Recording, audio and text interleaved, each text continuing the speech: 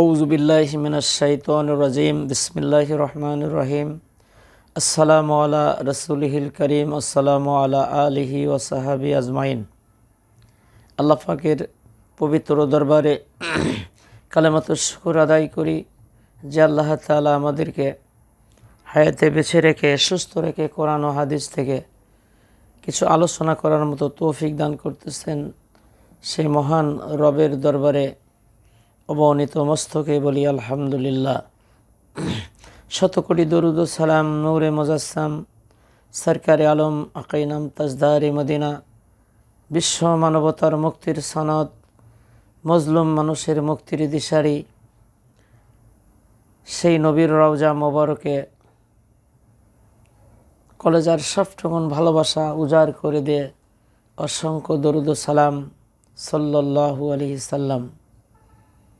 প্রিয় মুসলমান ভাই ও বোনেরা, দেশ এবং দেশের বাইরে যারা আছেন আমার ভিডিওটা দেখতেছেন এবং দেখেন, আমি সকলেরই সুস্বাস্থ্য কামনা করি।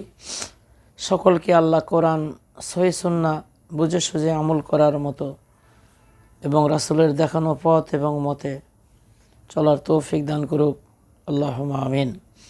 প্রিয় মুসলমান ভাই ও বোনেরা, আল্লাহ পাক যদি আমাকে তৌফিক দান করে, আজকের আলোচনা হলো চালান ছাড়া কোন ব্যবসা। চালান ছাড়া কোন ব্যবসা বর্তমানে পৃথিবীতে চলতেছে, অনেক দেশেই চলতেছে। চালান ছাড়া ব্যবসা কোনটি? আল্লাহ যদি আমাকে তৌফিক দান করে মুক্ত সার কিছু আলোচনা করব ইনশা আল্লাহ। প্রিয় মুসলমান ভাইরা ও বোনেরা, খুবই খেয়াল করেন, দেখেন আমি কিন্তু মাথায় টুপি দিছি, আমি কিন্তু পাঞ্জাবি পরছি, এই যে দাঁড়িয়ে আছে, আমি কিন্তু মুসলমান সাজছি। মুসলমান সাজা এবং মুসলমান হওয়া এটা কিন্তু পার্থক্য আছে। আল্লাহ রাব্বুল আলামিন পবিত্র কোরআনে সূরা বাকারার 26 নম্বর আয়াতে আল্লাহ বলেন যে এই কোরআন শেখার পরেও মানুষ গোমরাহ হবে এবং কোরআন শিখেও মানুষ আল্লাহর নৈকট্য লাভ করবে, হেদায়েত পাবে। আমার অনেক আলোচনা আছে, ভিডিও আছে। তে আপনারা খেয়াল করেন যে মাদ্রাসায় পড়লে, ইলম শিক্ষা করলেই, কোরআন হাদিস জানলে, শিখলেই যে সে সঠিক পথটা পাবে, এটা কিন্তু ঠিক না। যার ভাগ্য ভালো, যার নসিব ভালো, সেই আল্লাহর সিরাতুল মুস্তাকিমের পথটাই পাবে। আর কিতাবুল ইলমে মিশকাতে বা ইহাকির বর্ণনা, এই আলোচনা আমার আছে, আমি একটু টাচ দিয়ে যাচ্ছি। রাসূল কাছে জিজ্ঞাসা করেছিল এক ব্যক্তি যে পৃথিবীর মধ্যে সবচেয়ে খারাপ জঘন্যতর ব্যক্তি কারা? রাসূল 3 বারের পর বলেছিল পৃথিবীর মধ্যে সবচেয়ে জঘন্যতর ব্যক্তি হলো আলেমদের মধ্যে, নাউজুবিল্লাহ। অনেক ব্যাখ্যা আছে, যে আলেম খারাপ আর যে ভালো, আলেমদের মধ্যেই ভালো, আলেমদের মধ্যে খারাপ। আপনি মনে করেন না যে বড় একটা টুপি আছে, বড় একটা জুব্বা আছে, বড় বড় ডিগ্রি আছে, তাই বলে যে সঠিক পথ পেয়েছে, এটা কিন্তু ঠিক না। কারণ আল্লাহর কোরআন হলো তার দলিল। আল্লাহ বলতেছে এই কোরআন শেখার পরেও মানুষ গোমরাহ হবে এবং এই কোরআন শিখে মানুষ আমার নৈকট্য লাভ করতে পারবে। এই জন্য সব বক্তা রস, সব আলেমের রস যদি আপনি ফলো করেন আর যদি জাস্টিফাই না করেন, আপনি ধ্বংস হয়ে যাবেন। আর সহি আল বুখারীর 3606 নম্বর হাদিসে রাসূল সাল্লাল্লাহু আলাইহি সাল্লাম বলেন যে এমন কিছু দিনের দায়ী বের হবে, বক্তা বের হবে, ওর যে শুনবে আমল করবে সেও জাহান্নামী, বক্তাও জাহান্নামী। হুযায়ফা রাদিয়াল্লাহু তাআলা আনহু বর্ণনা করেন, ইয়া রাসূলুল্লাহ, সে কি কোরআন হাদিস থেকে কথা বলবে? হ্যাঁ, কোরআনের আয়াত তেলাওয়াত করবে, হাদিস তেলাওয়াত করবে, কিন্তু ওর অর্থ ব্যাখ্যা করবে নিজের মতো করে, মানুষকে ধোঁকা দেবে। এই জন্যে আসেন আজকের আলোচনা আমি করব বিনে চালানে ব্যবসা কোনটি। আমি ইউটিউব চ্যানেলে দেখলাম আলাউদ্দিন জেহাদি নামে একজন ফির আছে, তার বক্তব্য শুনলাম যে এই তর্ক বিতর্ক হচ্ছে আব্দুর রহমান আল মাদানির সাথে, যে কবরের উপর মাজার বানান যাবে কি যাবে না। আলাউদ্দিন জেহাদি সাহেব বলতেছে যে বিশেষ বিশেষ ব্যক্তির কবরে মাজার বানান যাবে, হাদিসে আছে, নাউজুবিল্লাহি মিন যালিক। তাহলে বলেন বিশ্বনবী জনাবে মোহাম্মদ রসুল্লাহি সাল্লাল্লাহু আলাইহি সাল্লাম এ তো হাদিস বলেছে না, হাদিস অন্য কেউ বানাছে। তাহলে আল্লাহর নবী বেঁচে থাকা জীবদ্দশায় অনেক সাহাবী ইন্তেকাল করছে, যুদ্ধক্ষেত্রে যারা শহীদ হয়েছেন, বলেন তো একজনের সাহাবীর কবরের উপর কি কোনো মাজার আছে? তাহলে ওনারা কি বিশেষ ব্যক্তি না? ঠিক না, ওনারা মনে হয় বিশেষ ব্যক্তি না, বিশেষ ব্যক্তি মনে হয় যে বেদাতপন্থী মাজার পূজারী নাকি কন, নাউজুবিল্লাহি মিন যালিক। প্রিয় মুসলমান ভাই বোনেরা, আপনার বিবেকের কাছে আমি প্রশ্ন করি, রাসূল সাল্লাল্লাহু আলাইহি সাল্লামের সাহাবায়ে কেরাম যুদ্ধে যাচ্ছেন, একটা ঘোড়ার উপর চড়ে রাসূল বলেন যে আমার সাহাবায়ে কেরাম যখন যুদ্ধ করার জন্যে, দিন বিজয়ের জন্যে ঘোড়া সওয়ার হয়ে যাচ্ছেন, দৌড়ে যাচ্ছে ঘোড়া, ঘেমে যাচ্ছে, লাগ দিয়ে লালা বের হচ্ছে, বালুকোনা ঢুকতেছে। একটা বালুকোনার যে দাম আছে ওই ঘোড়ার লাখের পৃথিবীর কোনো মানুষের সেই দাম হতে পারবে না। তাহলে চিন্তা করেন একজন সাহাবীর দাম কত। আল্লাহর বলেছেন সাহাবীদের উপর আল্লাহ সন্তুষ্ট,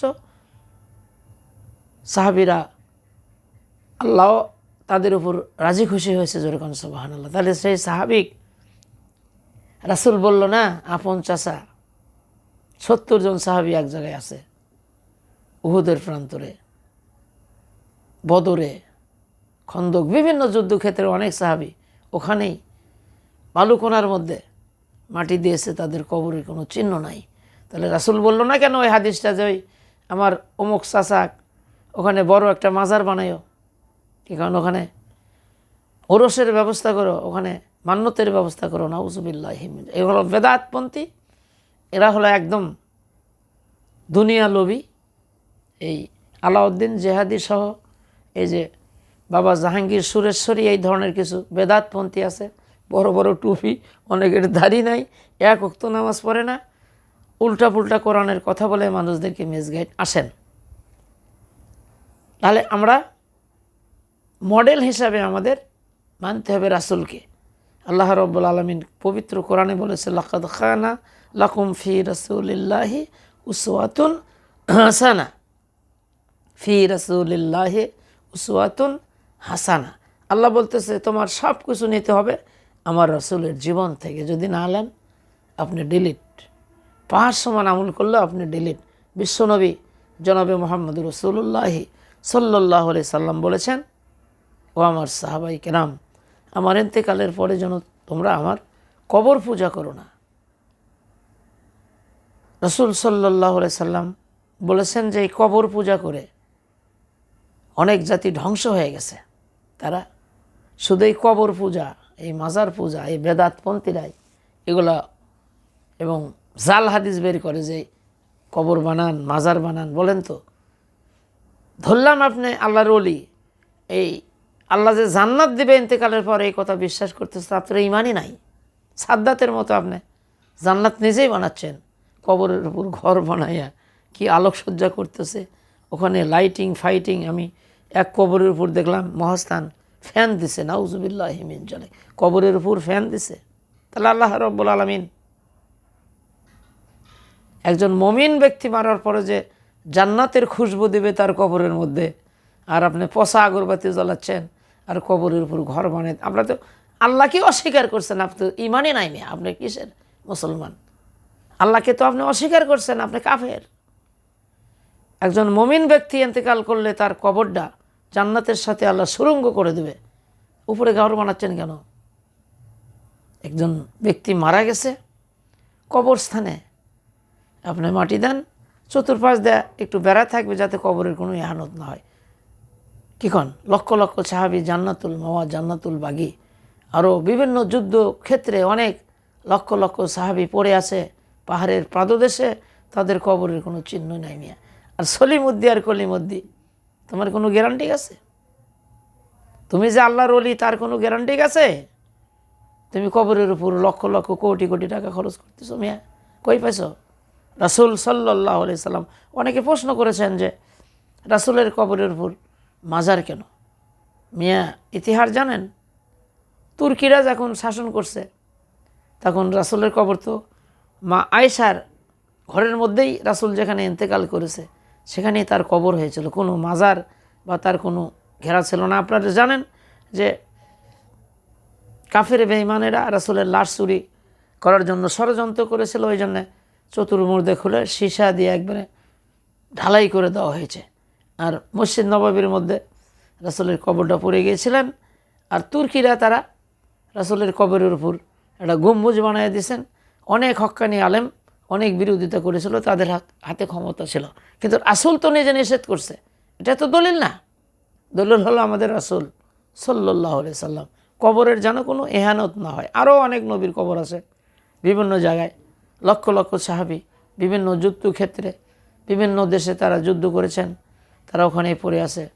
আর জান্নাতুল মাওলা জান্নাতুল বাকির দিকে তাকাই দেখেন, লক্ষ লক্ষ সাহাবী বালুর মধ্যে পড়ে আছে, পিছনে একটা পাথর, শয়তানে একটা পাথর দিয়ে আছে। কোন তাহলে এই হাদিসটা কি রাসূল তখন বলে নাই যে বিশেষ বিশেষ এই আলাউদ্দিন জেহাদি এই যে মাজার পূজারী, কিন্তু বলতেছে যে বিশেষ বিশেষ লোকের মাজার বানান হাদিসে আছে। তাহলে কোন রাসূলের সাহাবীরা বিশেষ ব্যক্তি না, যারা দুনিয়াতে বেঁচে থাকাকালীন জান্নাতের সার্টিফিকেট পেয়েছেন? তাহলে এগুলো একদম ভুয়া, একদম বাতিল। কবরের উপর কোনো ঘর বানান যাবে না, কবরের যেন কোনো এহানাত না হয়।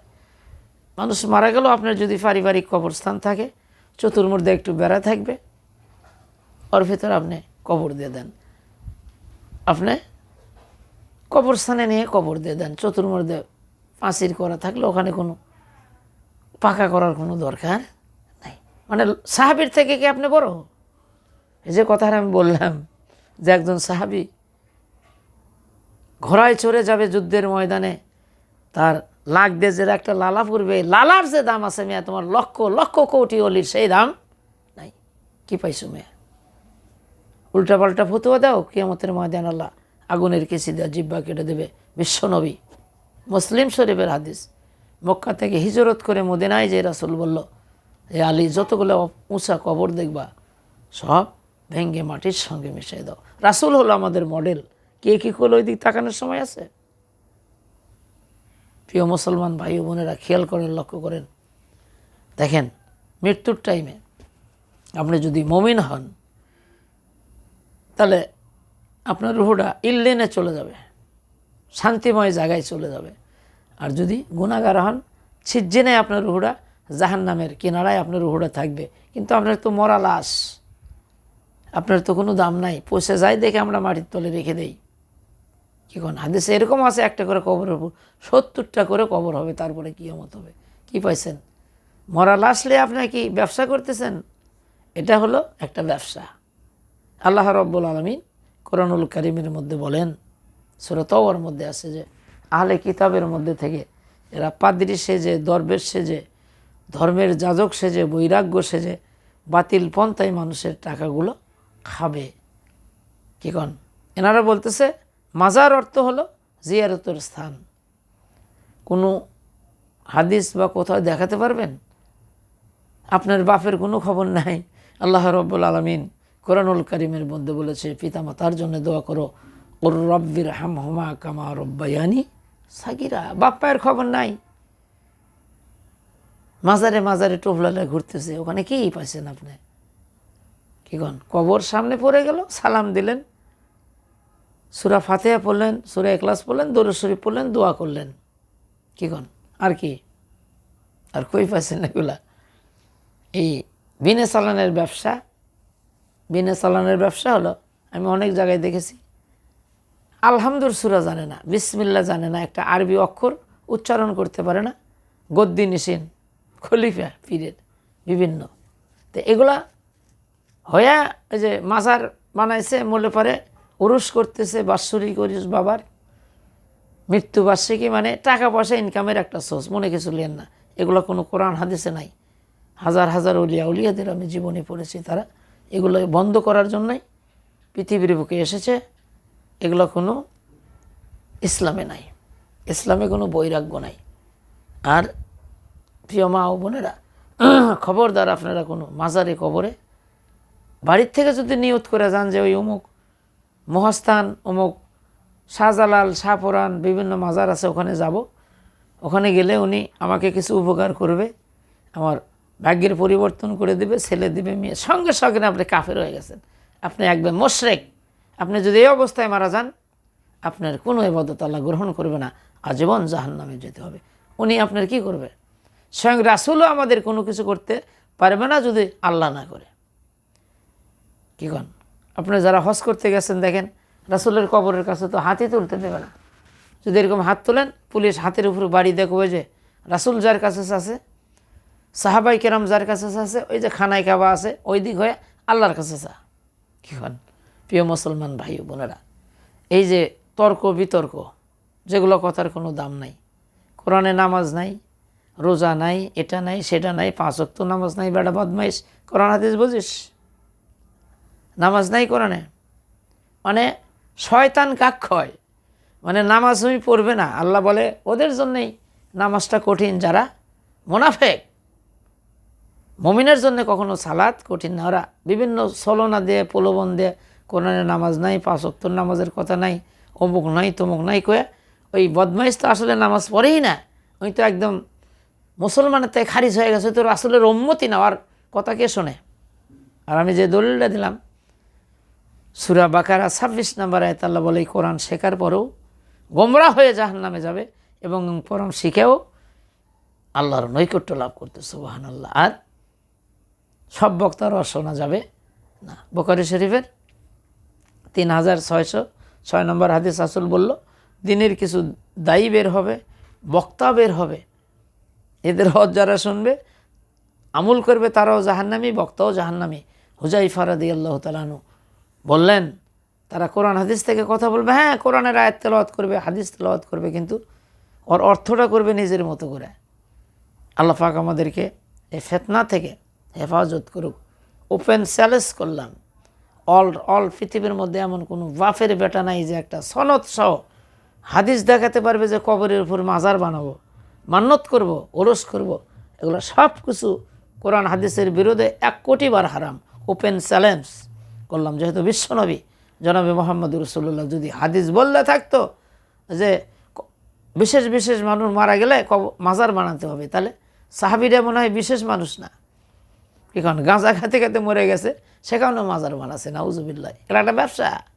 রাসূল কখনো এই ধরনের কথা বলে নাই, এগুলো হলো জাল কথা বলতেছে। আরবি এমনি একটা বলে জাল কথা। রাসূল যদি এই কথাই বলতো, তাহলে রাসূলের আফন চাচা আমির হামজা এবং আরও যত সাহাবী জান্নাতের সার্টিফিকেট পেয়েছে, রাসূলের সঙ্গে যুদ্ধ করেছে, তারা বালুকোনার মধ্যে পড়ে থাকতো না, ধুলা বালুর মধ্যে থাকতো না। রাসূল বলতো এর উপর 7 তলা মাজার বানাও, মান্নত শুরু করে দাও। এটা লম্পট কোথাকার ইতিহাস বোঝো?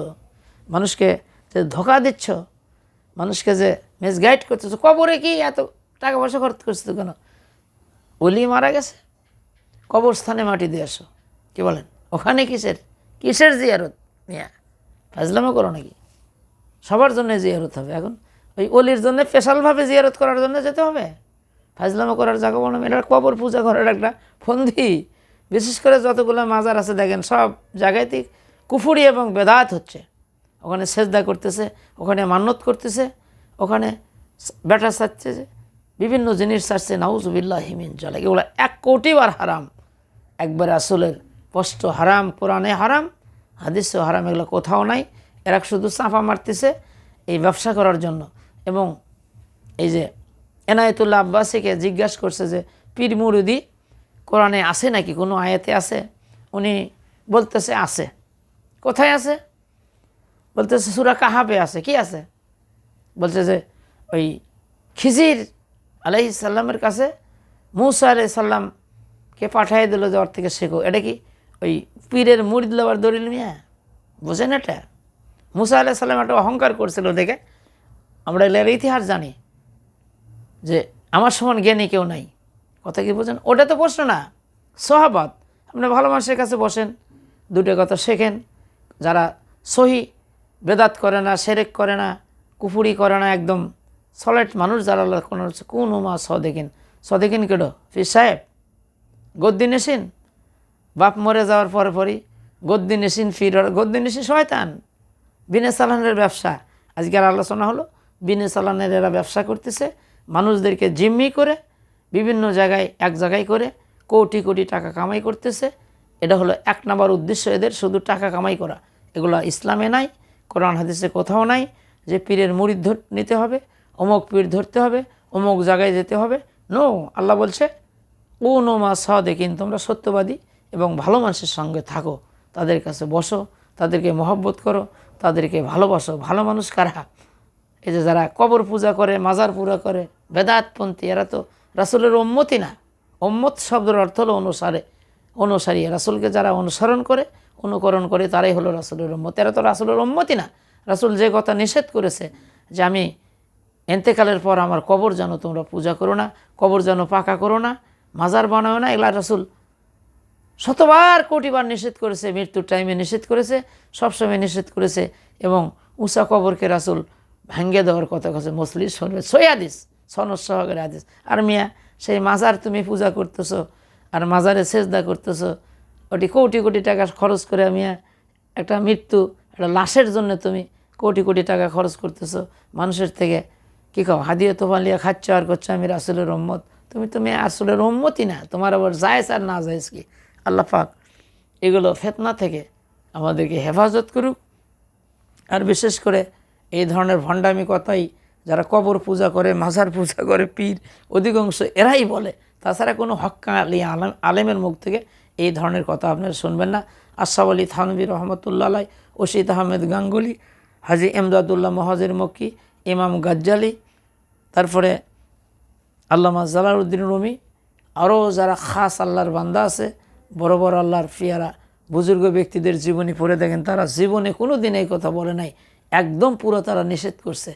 এই যে আশরাফ আলী থানভী, হাকিমুল উম্মত, এগুলো কবর মাজার এগুলা পূজা সম্পর্কে কোটি শতবার তাদের বই পুস্তক পড়ে দেখেন, একদম 1 কোটিবার হারাম তারা হারাম বলে ফতুয়া দিছে।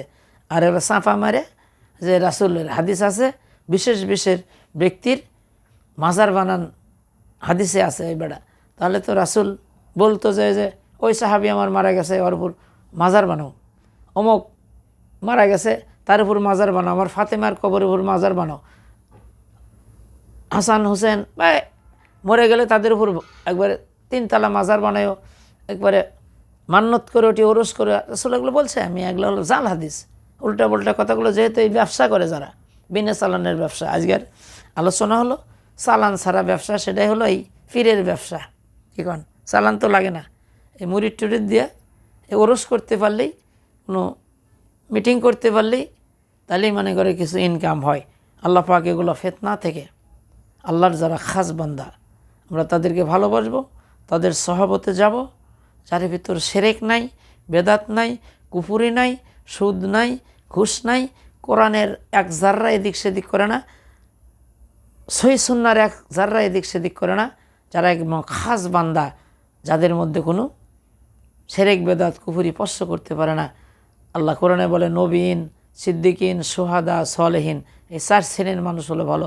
নবীর কোনো পাপ নাই, সিদ্দিকিন সত্যের কাছে যারা অটল, সলেহীন বান্দা যারা আমল একদম নির্ভেজাল। আল্লাহ বলছে এদের সঙ্গে থাকো, এদের সহবতে বসো, এদেরকে মহব্বত করো, এদেরকে ভালোবাসো, তাহলেই আমি আল্লাহ খুশি হয়ে যাব। আল্লাহ সূরা মায়েদা 55-56 নম্বর আয়াতে আল্লাহ বলে যে একমাত্র ওলি হলো আমি, তোমাদের জন্য আমি আল্লাহ। দেখেন, আর ওলি বানাসি কাক? একমাত্র আল্লাহ গ্যারান্টি দিচ্ছে যে একমাত্র তোমাদের ওলি হলো আমি আল্লাহ। আর 2 নম্বরে আমার রাসূল, 3 নম্বরে যারা নেককার এবং মুমিন ব্যক্তি, তারা নামাজ আদায় করে, যাকাত প্রদান করে এবং রুকুকারীদের সঙ্গে রুকু করে এবং নম্র এবং ভদ্র হয়। এই 3টা কাজ যারা করবে তারাই হলো হিজবুল্লাহ, আমার দল, আর তারাই নাজাত পাবে। আর এই বেদাতপন্থীরা বলছে যে কোরআনে নামাজ নাই, অমুক নাই, তমুক নাই, 5 ওয়াক্ত নামাজের কথা নাই, দাইমে নামাজ পড়তে হবে, রুকু সাজদার দরকার নাই, সবসময় নামাজ হয়, নাউজুবিল্লাহি মিন জালিক। এগুলোর কথা যারা শুনবে, যারা মানবে, এই বক্তাও জাহান্নামী, শ্রোতাও জাহান্নামী, নাউজুবিল্লাহি মিন জালিক। সহিহ হাদিস এবং কোরআনের মধ্যে আছে। আল্লাহ বলতেছে সূরা বাকারা 26 নম্বরে যে কোরআন শেখার পরও গোমরাহ হয়ে জাহান্নামে যাবে এবং কোরআন শিখেও মানুষ হেদায়েত পাবে। আপনি মনে করতেছেন যে মাদ্রাসাত পড়ছে, বড় টুপি, বড় আলেম, অনেক ডিগ্রি আছে, একবারে রাইট? নো, আল্লাহর কোরআন প্রমাণ করতেছে। এই জন্যে আমাদেরকে দেখতে হবে আপনি যেটা জানেন না একজনের কাছে না হলে শতজনের কাছে জিজ্ঞাসা করেন, হক্কানি আলেমের থেকে এটা জাস্টিফাই করেন।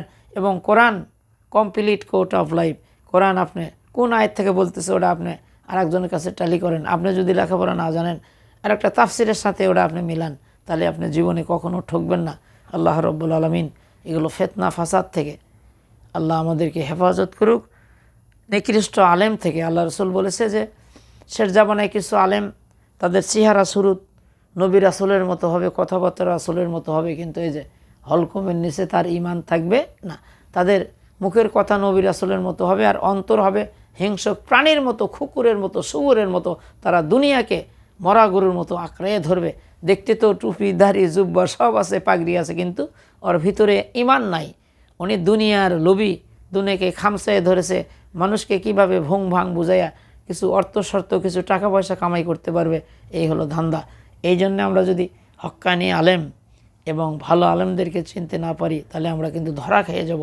এই জন্য আল্লাহ রব্বুল আলমিন আগে নামাজ না, আগে রোজা না, আগে হজ না, আগে জাকাত না, আগে আল্লাহ বলেছে ইকরা বিস্মি রব্বিকাল্লাযী খালাক। যে সূরা আলাক আল্লাহর নবীর কাছে সর্বপ্রথম যে হইটা আল্লাহ নাজিল করেছিল, হে নবী পড়ো, শেখো। কি কন আল্লাহ পাক আমাদেরকে কোরআন হাদিস বুঝে শুনে আমরা যেটা জানি না, হক্কানি আলেম যারা বেদাত করে না, যারা শিরক করে না, এই ধরনের হক্কানি আলেম এখনও আল্লাহর পৃথিবীতে অনেকে আছে। এই জন্য আল্লাহ দুনিয়া টিকে রাখছেন। আমরা তাদের কাছে বসবো, তাদেরকে মহব্বত করব, তাদেরকে অনুসরণ করব, কোরআন হাদিস আমরা জাস্টিফাই করব। আমরা একজনের কাছে না জানলে আরও শতজনের কাছে আমরা জিজ্ঞাসা করব। যারা ভালো মানুষ তাদের সভাপতি যে কোরআন হাদিস বুঝে সুঝে আমরা যেন এই যে বেদাতপন্থী আলেম, এই যে মাজার পূজারি শিরক করে, বেদাত করে, ঢোল তাবল বাজায়, গান বাজনা করে, এগুলো বেদাতপন্থীর আলেমের কোরআন দিয়া তেলাওয়াত করলেও আর কোনো আমরা মাসলা মাসাইল শুনবো না। যেহেতু নবীর রাসূলের বিরোধিতা কাজ করতেছে, আর কোনো মাসলাই শোনা যাবে না। আল্লাহ পাক আমাদেরকে তৌফিক দান করুক। আসসালামু আলাইকুম ওয়া রাহমাতুল্লাহ।